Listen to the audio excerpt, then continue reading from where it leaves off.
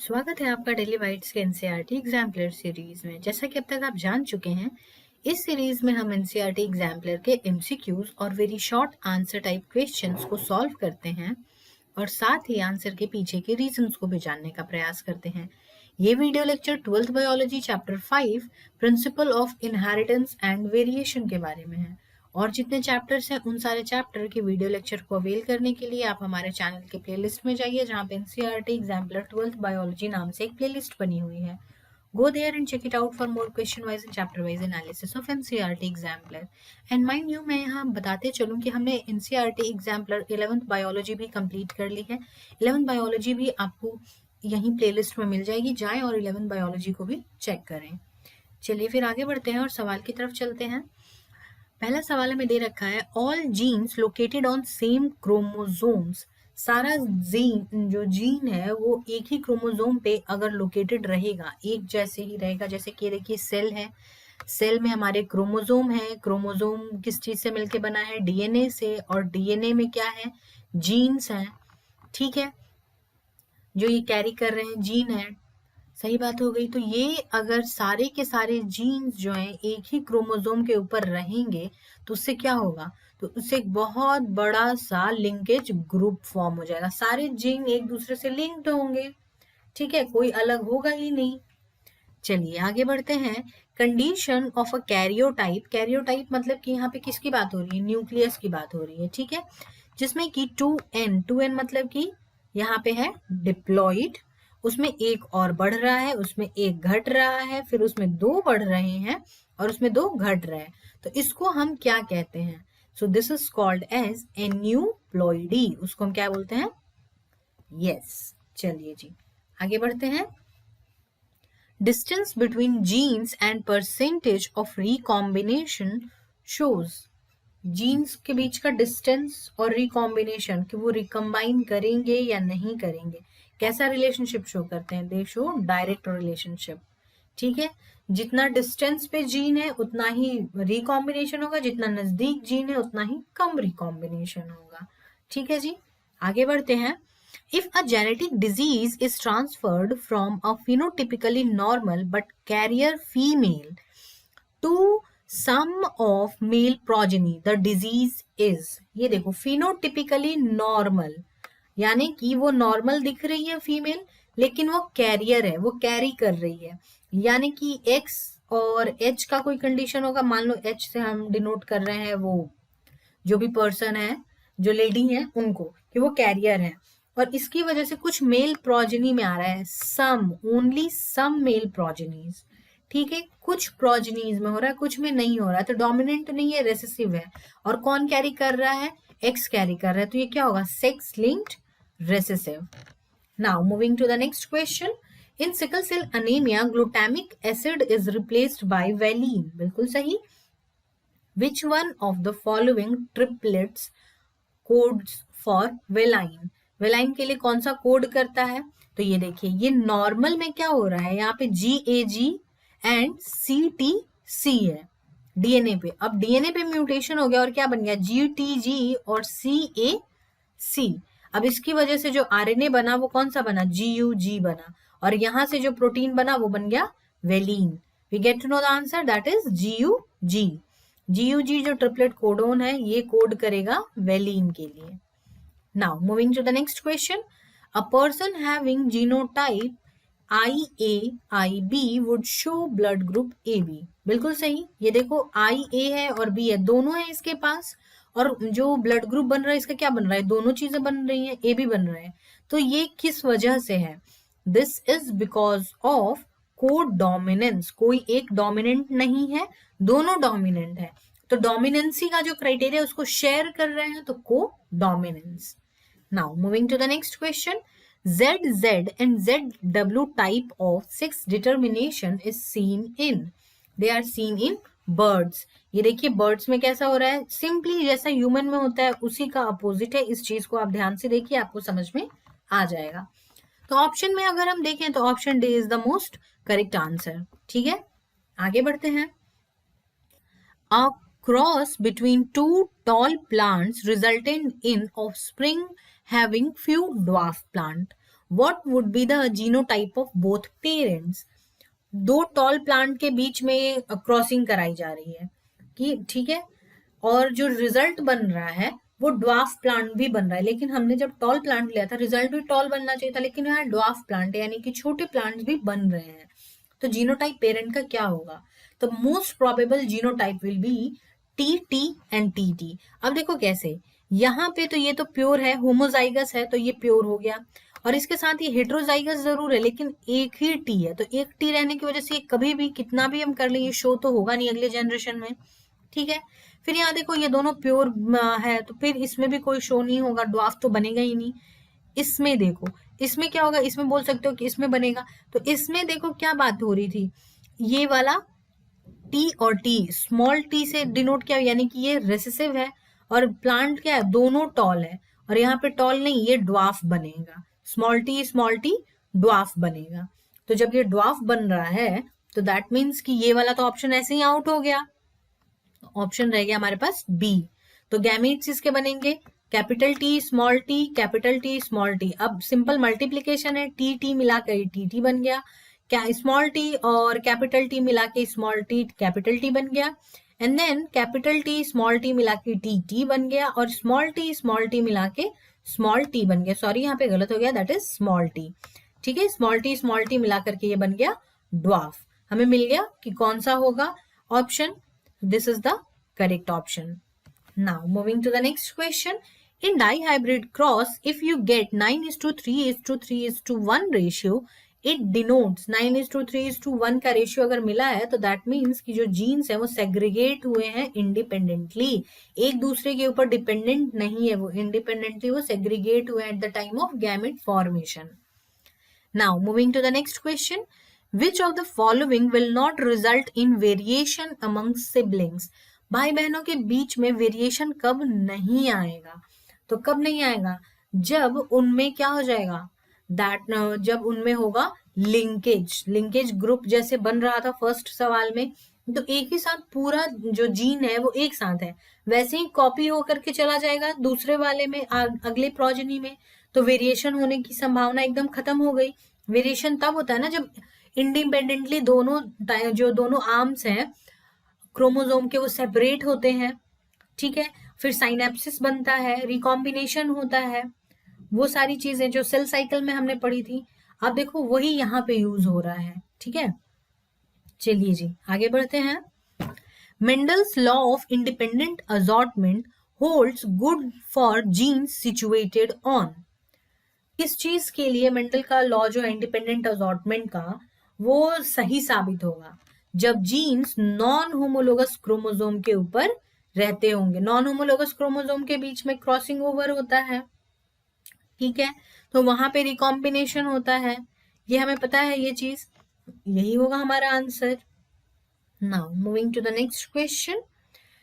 Occasionally a single gene में express more than one effect. एक gene की वजह से एक इफेक्ट आना चाहिए था, जिसको सिंगल जीन सिंगल इफेक्ट बोलते हैं, लेकिन एक जीन की वजह से कई इफेक्ट्स भी होते हैं कई बार, तो इस फेनोमेना को हम क्या कहते हैं? इस फेनोमेना को हम कहते हैं pleiotropy. Now moving to the next question. In a certain taxon of insects some have 17 chromosomes. किसी के पास 17 क्रोमोसोम है और किसी के पास 18 क्रोमोसोम है, तो जो 17 और 18 बियरिंग क्रोमोसोम होगा वो क्या होगा? तो जो 17 बियरिंग क्रोमोसोम है, इंसेक्ट का टेक्सॉन है, ध्यान में रखना ये इंसेक्ट के टेक्सॉन की बात हो रही है, ठीक है, तो इंसेक्ट का टेक्सॉन है, 17 और 18 क्रोमोसोम है, तो जो 17 वाले हैं वो होंगे मेल्स और जो 18 वाले हैं वो होंगी फीमेल्स, ठीक है जी। चलिए आगे बढ़ते हैं। The inheritance pattern of a gene over generations among human is studied by pedigree analysis.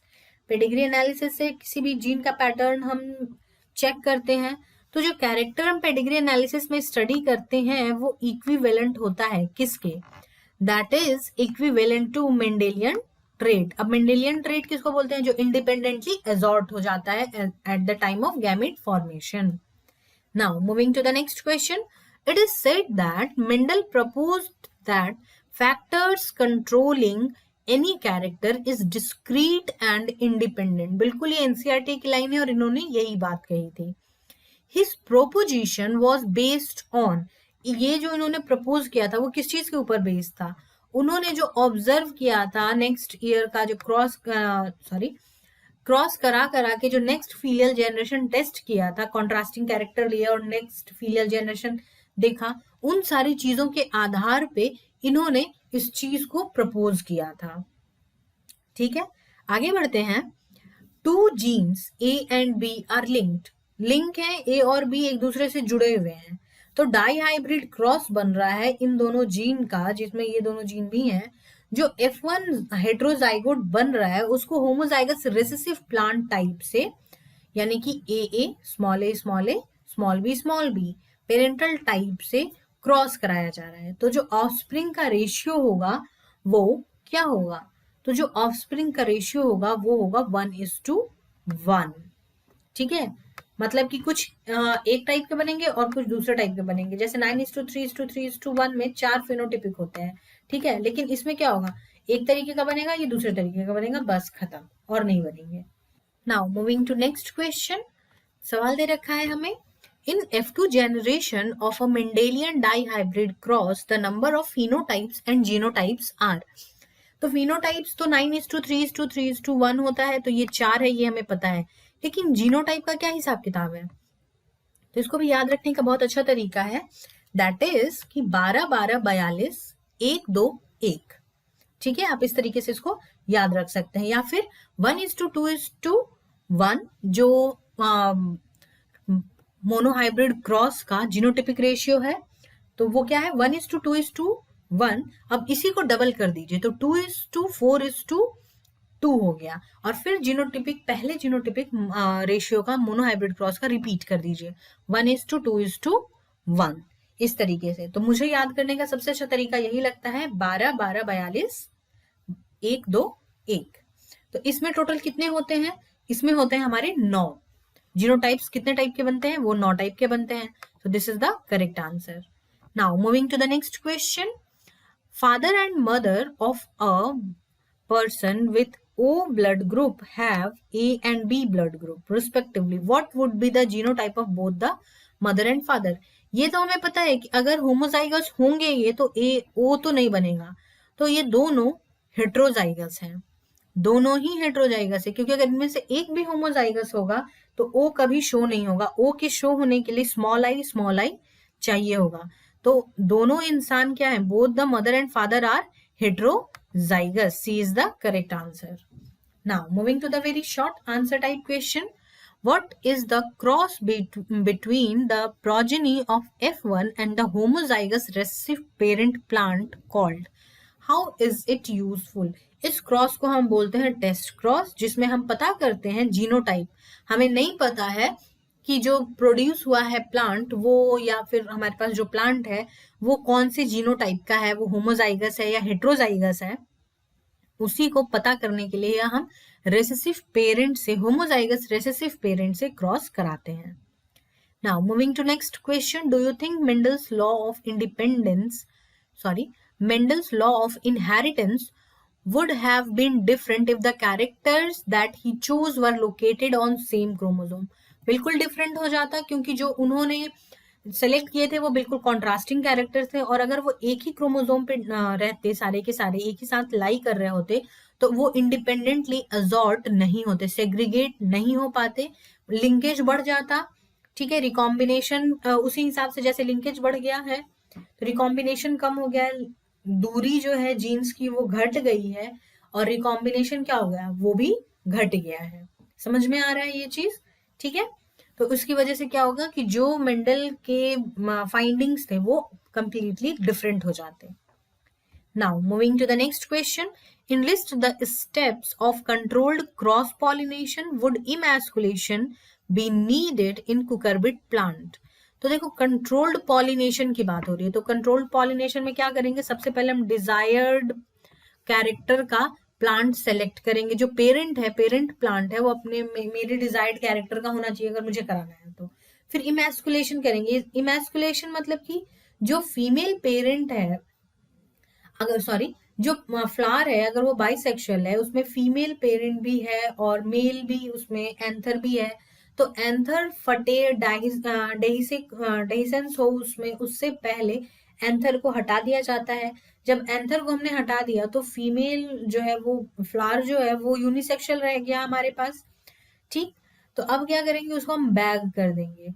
Butter paper की मदद से हम बैगिंग करते हैं उसकी। बैग हम किस बैग में क्या रखते हैं, चीजें रखते हैं सेफली। तो उसी प्लांट को, उस फ्लावर को हम सेफ रखने के लिए, उस जो फ्लावर हमने बनाया यूनिसेक्सुअल, उसको सेफ रखने के लिए, ताकि दूसरे कोई भी पॉलन ग्रेन की वजह से वो कॉन्टामिनेट ना हो, इसका स्टिग्मा, उसको हमने बैग कर दिया।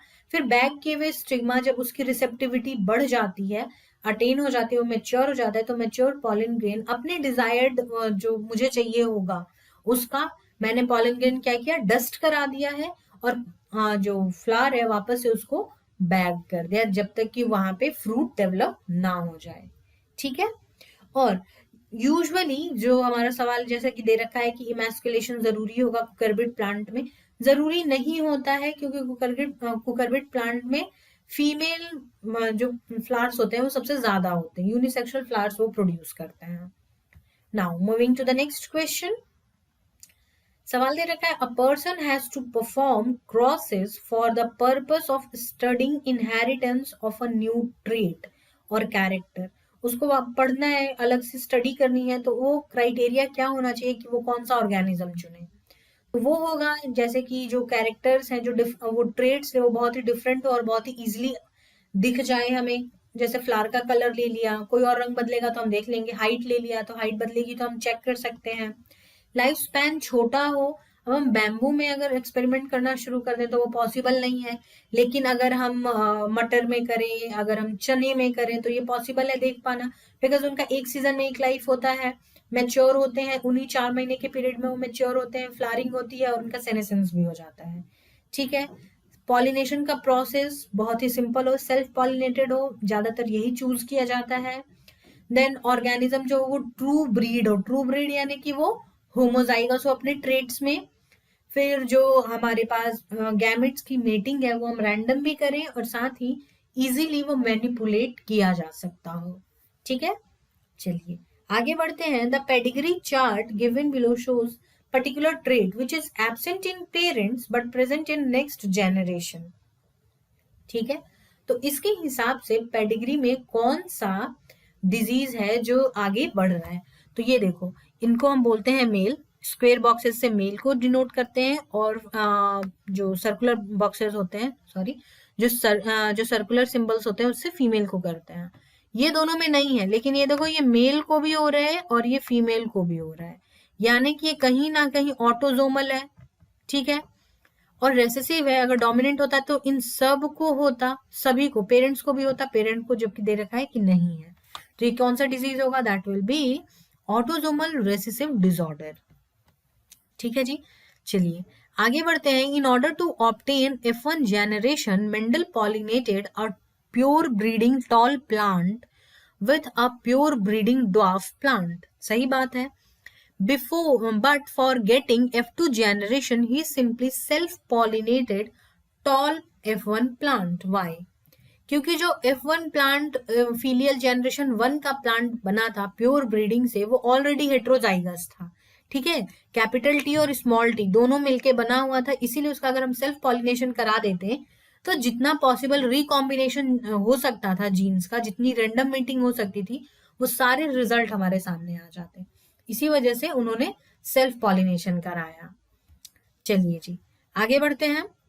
Genes contain the information that is required to express a particular trait. Explain. बिल्कुल, इसका उत्तर हमें दिया था बेंडल एंड टैटम ने, जब उन्होंने एक्सपेरिमेंट किया था न्यूरोस्पोरा क्रैसा के ऊपर, जिसमें उन्होंने ये प्रूफ करने की कोशिश की थी कि एक सिंगल प्रोटीन बहुत सारे पॉलीपेप्टाइड से मिलके बना होता है, और हर एक पॉलीपेप्टाइड एक सेपरेट जीन द्वारा कंट्रोल किया जाता है। और उनके इस हाइपोथेसिस को हमने 1 जीन 1 एंजाइम नाम का हाइपोथेसिस दिया था। Now moving to the next question. How are alleles of particular gene differ from each other, explain its significance. Alleles are polymorphs. Polymorph मतलब कि मॉर्फोलॉजी डिफरेंट टाइप का उनका फिजिकल स्ट्रक्चर, और poly मतलब कि बहुत सारा, राइट। तो एलिल जो होते हैं पॉलीमॉर्फ होते हैं, जो different differ in their nucleotide sequence. उनका न्यूक्लियोटाइड सीक्वेंस थोड़ा डिफरेंट होता है, तभी तो वो डिफरेंट टाइप के प्रोटीन को कोड करेंगे, ठीक है। तो वो और कैसे होते हैं वो, they are alternative forms of same gene, यानी एक रेसेसिव एक डोमिनेंट है।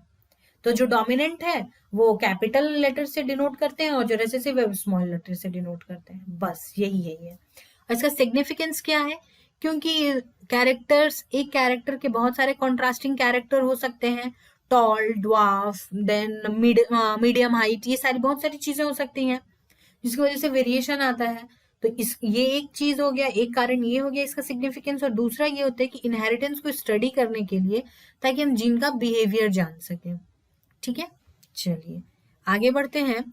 इन a monohybrid cross of plant with red and white flower, Mendel got only red flower. On self pollinating this F1 plant got red and white flower plant in ratio of 3:1. Explain the basis using RR, capital RR, and RR symbol to represent the genotype of plant of parental generation. तो जब जो upper case का हमने किया है capital R, यानी कि वो डोमिनेंट है, स्मॉल आर किया है, मतलब कि वो है हमारा कौन सा, रेसेसिव। और कैपिटल आर और स्मॉल आर किया है, होगा तो वो रेड, लेकिन क्या होगा, वो हेट्रोजाइगस होगा, ठीक है। चलिए आगे बढ़ते हैं। For the expression of traits, genes provide only the potentiality and the environment provides the opportunity. Comment on the veracity of this statement. बिल्कुल सही बात है कि इन्वायरमेंट बहुत ही इंपॉर्टेंट रोल प्ले करता है किसी भी जीन के एक्सप्रेशन में।